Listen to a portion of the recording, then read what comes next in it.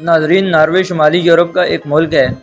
Norway کی ایک بھرپور تاریخ اور دلچسپ حقائق ہیں۔ آج کی اس ویڈیو میں آپ کو ناروے کی تاریخ اور اس کے متعلق چند نہایت ہی دلچسپ اور امیزنگ فیکٹس بتاؤں گا۔ لیکن ویڈیو کا باقاعدہ آغاز کرنے سے پہلے میری آپ لوگوں سے ایک ریکویسٹ ہے کہ اگر آپ میرے اس چینل پر نئے ہیں تو میرے اس چینل کو سبسکرائب کر دیں اور ساتھ میں موجود بیل آئیکن کو بھی پریس کر دیں تاکہ ہر نئی آنے والی ویڈیو کا نوٹیفیکیشن آپ کو پر وقت ملتا رہے۔ ناظرین، ناروے وائکنگز کا گھر تھا جو 8ویں صدی کے آخر سے 11ویں صدی کے آخر تک جنگجو اور تاجر تھے۔ انہوں نے یورپی تاریخ میں اہم کردار ادا کیا۔ 1814 سے 1905 تک ناروے سویڈن کے ساتھ اتحاد میں تھا، حالانکہ اس عرصے کے دوران اس کا اپنا آئین اور پارلیمنٹ تھی۔ ناروے نے مکمل آزادی حاصل کرتے ہوئے 1905 میں سویڈن کے ساتھ یونین کو پرامن طریقے سے تحلیل کر دیا۔ دوسرے جنگ عظیم کے دوران ناروے پر 1940 سے 1945 تک نازی جرمنی کا قبضہ رہا۔ مزاحمتی تحریک نے ملک کی آزادی میں اہم کردار ادا کیا۔ 1960 کی دہائی میں ناروے نے بحیرہ شمالی میں آف شور آئل فیلڈز دریافت کی، جس کے نتیجے میں گورنمنٹ پینشن فنڈ گلوبل کا قیام عمل میں آیا، جو دنیا کے سب سے بڑے خود مختار دولت فنڈ میں سے ایک ہے۔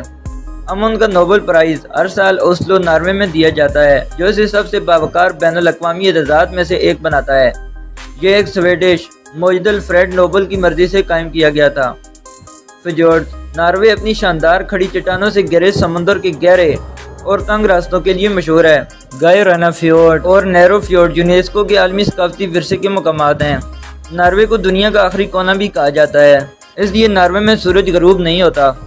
ناروے میں 6 مہینے رات اور 6 مہینے دن ہوتا ہے، جس کی وجہ سے وہاں ایک رجحان پیدا ہو گیا ہے جسے آدھی رات کا سورج کہا جاتا ہے۔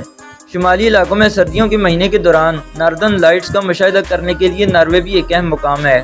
مقامی لوگ ہزاروں سالوں سے شمالی ناروے کے کچھ حصوں میں آباد ہیں۔ ان کی ایک منفرد ثقافت، زبان اور روایتی ذریعہ معاش ہے، جس میں قطبی ہرن کا چرواہا بھی شامل ہے۔ نارویجن لوک داستانوں میں ٹرول کی کہانیاں شامل ہیں، افسانوی مخلوق جو پہاڑوں اور جنگلوں میں رہتی ہے۔ ناروے اپنے قرون وسطی کے اسٹیو گرجا گھروں کے لیے جانا جاتا ہے، جیسے یورینس اسٹیو چرچ، جو کہ یونیسکو کے عالمی ثقافتی ورثے کی جگہ ہے۔ مشہور ایکسپلورر رولڈ ایمنڈسن 1911 میں قطب جنوبی تک پہنچنے والے پہلے شخص تھے اور 1926 میں قطب شمالی تک پہلی کامیاب مہم کی قیادت بھی کی۔ 17 مئی ناروے کا یوم آئین ہے اور اسے پریڈ، روایتی لباس اور تہواروں کے ساتھ منایا جاتا ہے۔ ناروے بیرونی شائقین کے لیے غیر معمولی مواقع فراہم کرتا ہے، بشمول ہائکنگ، سکائینگ اور اپنے دلکش مناظر میں ماہی گیری۔ یہ تاریخی واقعات اور دلچسپ حقائق دنیا کے لیے ثقافتی فراوانی، قدرتی خوبصورتی اور ناروے کی اہم شراکت کو اجاگر کرتے ہیں۔ امید کرتا ہوں آپ کو ویڈیو پسند آئی ہوگی۔ اگر ویڈیو پسند آئی ہو تو ویڈیو کو لائک کر دیں اور چینل کو سبسکرائب کرنا نہ بھولیے گا۔ Thanks for watching. اللہ حافظ۔